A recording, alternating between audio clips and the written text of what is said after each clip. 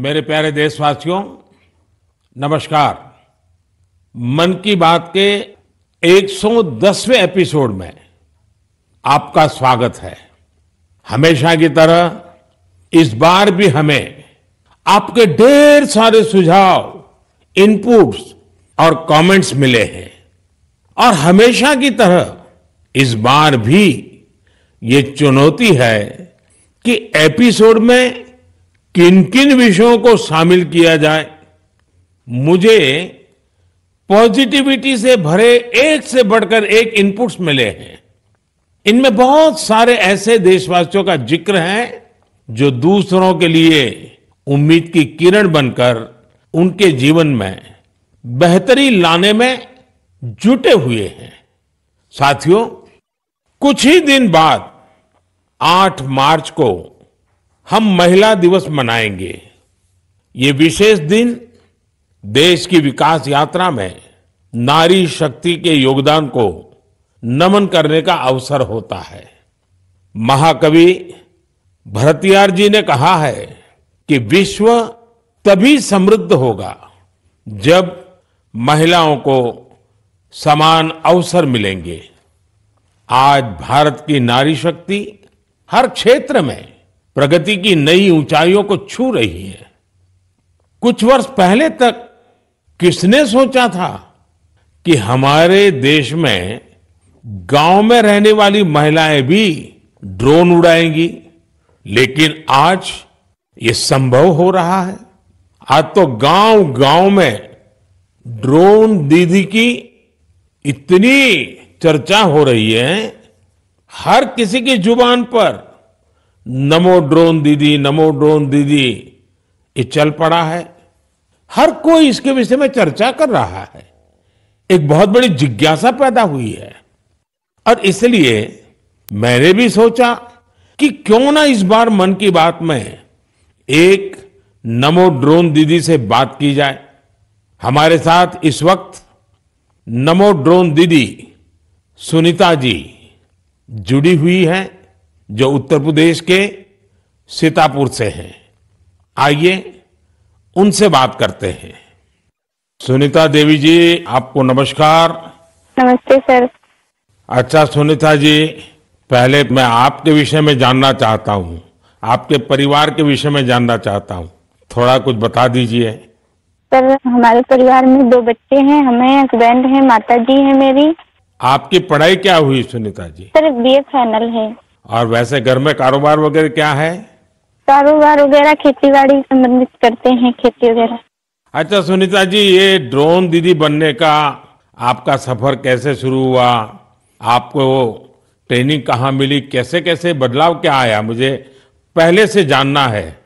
जी sir, training हमारी फूलपुर एफको में हुआ था, इलाहाबाद में, और वहीं से हमको ट्रेनिंग मिली है। तो तब तक आपने ड्रोन के विषय में सुना था कभी? सर, सुना नहीं था। एक बार ऐसे देखे थे, कृषि विज्ञान केंद्र जो सीतापुर का है, वहाँ पे हमने देखा था, पहली बार वहाँ देखा था हमने ड्रोन। सुनीता जी, मुझे ये समझना है कि मानो आप पहले दिन गए जी, पहले दिन आपका ड्रोन दिखाया होगा, फिर कुछ बोर्ड पे पढ़ाया गया होगा, कागज पे पढ़ाया गया होगा, फिर मैदान में ले जाके प्रैक्टिस, क्या क्या हुआ होगा? आप मुझे समझा सकती है पूरा वर्णन? जी जी सर। पहले दिन सर हम लोग जब गए हैं तो उसके दूसरे दिन से हम लोगों की ट्रेनिंग शुरू हुई थी। पहले तो थ्योरी पढ़ाई गई थी, सब क्लास चले थे 2 दिन। क्लास में ड्रोन में क्या क्या पार्ट हैं, कैसे कैसे आपको क्या क्या करना है, ये सारी चीजें थ्योरी में पढ़ाई गई थी। तीसरे दिन सर हम लोगों का पेपर हुआ था। उसके बाद में फिर सर एक कंप्यूटर पे भी पेपर हुआ था, मतलब पहले क्लास चला, उसके बाद में टेस्ट लिया गया, फिर प्रैक्टिकल करवाया गया था हम लोगों का, मतलब ड्रोन कैसे उड़ाना है, कैसे कैसे मतलब आपको कंट्रोल कैसे संभालना है, हर चीज सिखाई गई थी प्रैक्टिकल के तौर में। फिर ड्रोन काम क्या करेगा वो कैसे सिखाया? सर, ड्रोन काम करेगा कि जैसे अभी फसल बड़ी हो रही, बरसात का मौसम या कुछ भी, ऐसे बरसात में दिक्कत होती, खेत में फसल में हम लोग घुस नहीं पा रहे हैं, तो कैसे मजदूर अंदर जाएगा, तो इसके माध्यम से बहुत फायदा किसानों को होगा और वहाँ खेत में घुसना भी नहीं पड़ेगा। हमारा ड्रोन जो हम मजदूर लगा के अपना काम करते हैं वो हमारा ड्रोन से मेड़ पे खड़े होके हम अपना वो कर सकते हैं। कोई कीड़ा मकोड़ा अगर खेत के अंदर है उससे हमें सावधानी भी बरतनी रहेगी, कोई दिक्कत नहीं हो सकती है। और किसानों को भी बहुत अच्छा लग रहा है सर। हमने 35 एकड़ स्प्रे कर चुके हैं अभी तक। तो किसानों को भी समझ है कि इसका फायदा है? जी सर, किसानों को बहुत संतुष्ट होते हैं, कह रहे बहुत अच्छा लग रहा है, समय का भी बचत होता है, सारी सुविधा आप खुद देती हैं, पानी दवा सब साथ साथ में रखती हैं। और हम लोगों को सिर्फ आके खेत बताना पड़ता है कि कहाँ से कहाँ तक मेरा खेत है और सारा काम आधा घंटे में ही निपटा देती। तो ये ड्रोन देखने के लिए और लोग भी आते होंगे फिर तो? सर बहुत भीड़ लग जाती है ड्रोन देखने के लिए, बहुत सारे लोग आ जाते हैं। जो बड़े बड़े फार्मर्स लोग हैं वो लोग नंबर भी ले जाते हैं कि हम भी आपको बुलाएंगे स्प्रे के लिए। अच्छा, क्योंकि मेरा एक मिशन है लखपति दीदी बनाने का। अगर आज देश भर की बहनें सुन रही हैं तो एक ड्रोन दीदी आज पहली बार मेरे साथ बात कर रही है, तो क्या कहना चाहेगी आप? जैसे आज मैं अकेले ड्रोन दीदी हूँ तो ऐसे हजारों बहनें आगे आए कि मेरे जैसे ड्रोन दीदी वो भी बने। और मुझे बहुत खुशी होगी कि जब मैं अकेली हूँ मेरे साथ में और हजारों लोग खड़े होंगे तो बहुत अच्छा लगेगा कि हम अकेले नहीं, बहुत सारे लोग हमारे साथ में ड्रोन दीदी के नाम से पहचानी जाती हैं। चलिए सुनीता जी, मेरी तरफ से आपको बहुत बहुत बधाई। ये नमो ड्रोन दीदी ये देश में कृषि को आधुनिक बनाने का एक बहुत बड़ा माध्यम बन रही है। मेरी बहुत बहुत शुभकामनाएं। Thank you sir. Thank you. साथियों, आज देश में कोई भी क्षेत्र ऐसा नहीं है जिसमें देश की नारी शक्ति पीछे रह गई हो। एक और क्षेत्र जहां महिलाओं ने अपनी नेतृत्व क्षमता का बेहतरीन प्रदर्शन किया है वो है प्राकृतिक खेती, जल संरक्षण और स्वच्छता। केमिकल से हमारी धरती मां को जो कष्ट हो रहा है, जो पीड़ा हो रही है, जो दर्द हो रहा है, हमारी धरती मां को बचाने में देश की मातृशक्ति बड़ी भूमिका निभा रही है। देश के कोने कोने में महिलाएं अब प्राकृतिक खेती को विस्तार दे रही है। आज अगर देश में जल जीवन मिशन के तहत इतना काम हो रहा है तो इसके पीछे पानी समितियों की बहुत बड़ी भूमिका है। इस पानी समिति का नेतृत्व महिलाओं के ही पास है। इसके अलावा भी बहनें बेटियां जल संरक्षण के लिए चौतरफा प्रयास कर रही हैं। मेरे साथ फोन लाइन पर ऐसी ही महिला है कल्याणी प्रफुल्ल पाटिल जी। ये महाराष्ट्र की रहने वाली है। आइए कल्याणी प्रफुल्ल पाटिल जी से बात कर उनका अनुभव जानते हैं। कल्याणी जी नमस्ते। नमस्ते सर जी, नमस्ते। कल्याणी जी, पहले तो आप अपने विषय में, अपने परिवार के विषय में, अपने कामकाज विषय में जरा बताइए।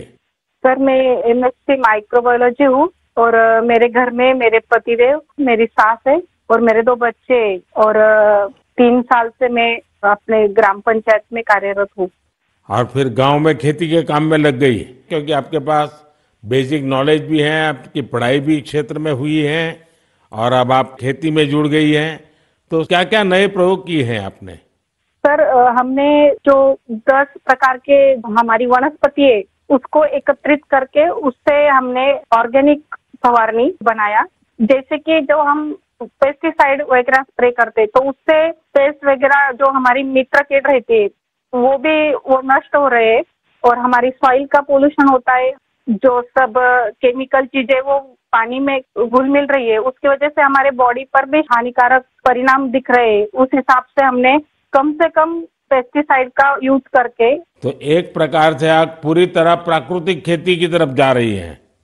हाँ, जो अपनी पारंपरिक खेती है सर वैसे हमने की पिछले साल। क्या अनुभव आया प्राकृतिक खेती में? सर जो हमारी महिला है उनको जो खर्च है वो कम लगा और जो प्रोडक्ट है सर तो वो समाधान था कि हमने विदाउट पेस्ट वो किया है। क्योंकि अब कैंसर के प्रमाण जो बढ़ रहे हैं जैसे शहरी भागों में तो है लेकिन गांव में भी हमारे उसका प्रमाण बढ़ रहा है। तो उस हिसाब से अगर आप अपने आगे के परिवार को अपने सुरक्षित करना है तो ये मार्ग अवलंबना जरूरी है। इस हिसाब से वो महिलाएं भी सक्रिय सहभाग इसके अंदर दिखा रही है। अच्छा कल्याणी जी, आपने कुछ जल संरक्षण में भी काम किया है, उसमें क्या किया है आपने? सर, रेन वाटर हार्वेस्टिंग जो हमारे शासकीय जितने भी इमारतें जैसे कि प्राथमिक शाला हुई, आंगनवाड़ियाँ हुए, हमारी ग्राम पंचायत की जो बिल्डिंग है, वहाँ के जो पानी है बारिश का वो सब इकट्ठा करके हमने एक जगह पे कलेक्ट किया हुआ है। और जो रिचार्ज शाफ्ट है सर, कि बारिश का पानी जो गिरता है वो जमीन के अंदर परकोलेट होना चाहिए, तो उस हिसाब से हमने 20 रिचार्ज शाफ्ट हमारे गांव के अंदर किए हुए हैं और 50 रिचार्ज शाफ्ट का सैंक्शन हो गया है। अब जल्दी ही उसका भी काम चालू होने वाला है। चलिए कल्याणी जी, आपल्याशी बोलून खूप आनंद झाला. तुम्हाला खूप खूप शुभेच्छा. सर धन्यवाद, सर धन्यवाद. मलाही तुमच्याशी बोलून खूप खूप आनंद झाला. म्हणजे माझ्या आयुष्याचं संपूर्ण सार्थकी लागलं माझं जीवन असं मी समजते. बस सेवा करा. चलिए, आपका नाम ही कल्याणी है तो आपको तो कल्याण करना ही करना है. धन्यवाद जी, नमस्कार. धन्यवाद सर, धन्यवाद. साथियों, चाहे सुनीता जी हो या कल्याणी जी, अलग अलग क्षेत्रों में नारी शक्ति की सफलता बहुत प्रेरक है. मैं एक बार फिर हमारी नारी शक्ति की इस स्पिरिट की हृदय से सराहना करता हूं. मेरे प्यारे देशवासियों, आज हम सबके जीवन में टेक्नोलॉजी का महत्व बहुत बढ़ गया है. मोबाइल फोन, डिजिटल गैजेट्स हम सबकी जिंदगी का अहम हिस्सा बन गए हैं. लेकिन क्या आप कल्पना कर सकते हैं कि डिजिटल गैजेट्स की मदद से अब वन्य जीवों के साथ तालमेल बिठाने में भी मदद मिल रही है. कुछ दिन बाद 3 मार्च को विश्व वन्य जीव दिवस है.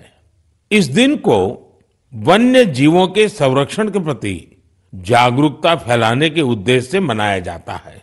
इस वर्ष वर्ल्ड वाइल्ड लाइफ डे की थीम में डिजिटल इनोवेशन को सर्वोपरि रखा गया है. आपको ये जानकर खुशी होगी कि हमारे देश के अलग अलग हिस्सों में वन्य जीवों के संरक्षण के लिए टेक्नोलॉजी का खूब उपयोग हो रहा है.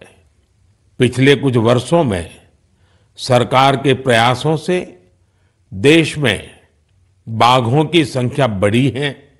महाराष्ट्र के चंद्रपुर के टाइगर रिजर्व में बाघों की संख्या 250 से ज्यादा हो गई है.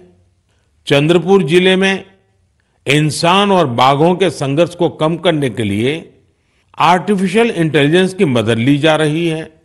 यहाँ गांव और जंगल की सीमा पर कैमरे लगाए गए हैं.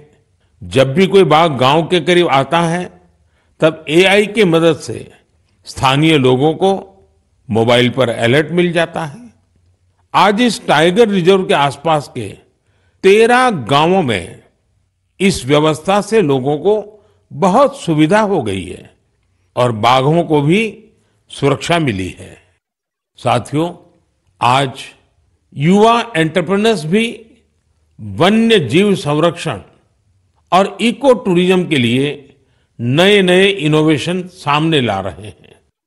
उत्तराखंड के रुड़की में रोटर प्रिसीजन ग्रुप्स ने wild life institute of India के सहयोग से ऐसा ड्रोन तैयार किया है जिससे केन नदी में घड़ियालों पर नजर रखने में मदद मिल रही है. इसी तरह बेंगलुरु की एक कंपनी ने बघीरा और गरुड़ नाम का ऐप तैयार किया है. बघीरा ऐप से जंगल सफारी के दौरान वाहन की स्पीड और दूसरी गतिविधियों पर नजर रखी जा सकती है. देश के कई टाइगर रिजर्व में इसका उपयोग हो रहा है. आर्टिफिशियल इंटेलिजेंस और इंटरनेट ऑफ थिंग्स पर आधारित गरुड़ ऐप को किसी सीसीटीवी से कनेक्ट करने पर रियल टाइम अलर्ट मिलने लगता है. वन्य जीवों के संरक्षण की दिशा में इस तरह के हर प्रयास से हमारे देश की जैव विविधता और समृद्ध हो रही है. साथियों, भारत में तो प्रकृति के साथ तालमेल हमारी संस्कृति का अभिन्न हिस्सा रहा है। हम हजारों वर्षों से प्रकृति और वन्य जीवों के साथ सह अस्तित्व की भावना से रहते आए हैं। अगर आप कभी महाराष्ट्र के मेलघाट टाइगर रिजर्व जाएंगे तो वहां स्वयं इसे अनुभव कर सकेंगे। इस टाइगर रिजर्व के पास खटकली गांव में रहने वाले आदिवासी परिवारों ने सरकार की मदद से अपने घर को होम स्टे में बदल दिया है। ये उनकी कमाई का बहुत बड़ा साधन बन रहा है। इसी गांव में रहने वाले कोरकू जनजाति के प्रकाश जामकर जी ने अपनी 2 हेक्टेयर जमीन पर 7 कमरों वाला होम स्टे तैयार किया है। उनके यहाँ रुकने वाले पर्यटकों के खाने पीने का इंतजाम उनका परिवार ही करता है। अपने घर के आसपास उन्होंने औषधीय पौधों के साथ आम और कॉफी के पेड़ भी लगाए हैं। इससे पर्यटकों का आकर्षण तो बढ़ा ही है, दूसरे लोगों के लिए भी रोजगार के नए अवसर बने हैं। मेरे प्यारे देशवासियों, जब पशुपालन की बात करते हैं तो अक्सर गाय भैंस तक ही रुक जाते हैं, लेकिन बकरी भी तो एक अहम पशुधन है जिसकी उतनी चर्चा नहीं होती है। देश के अलग अलग क्षेत्रों में अनेकों लोग बकरी पालन से भी जुड़े हुए हैं। ओडिशा के कालाहांडी में बकरी पालन गांव के लोगों की आजीविका के साथ साथ उनके जीवन स्तर को ऊपर लाने का भी एक बड़ा माध्यम बन रहा है। इस प्रयास के पीछे जयंती महापात्रा जी और उनके पति बीरेन साहू जी का एक बड़ा फैसला है। ये दोनों बेंगलुरु में मैनेजमेंट प्रोफेशनल्स थे, लेकिन इन्होंने ब्रेक लेकर कालाहांडी के सालेभाटा गांव जाने का फैसला लिया। ये लोग कुछ ऐसा करना चाहते थे जिससे यहाँ के ग्रामीणों की समस्याओं का समाधान भी हो, साथ ही वो सशक्त भी बने। सेवा और समर्पण से भरी अपनी इसी सोच के साथ इन्होंने माणिकस्तु एग्रो की स्थापना की और किसानों के साथ काम शुरू किया।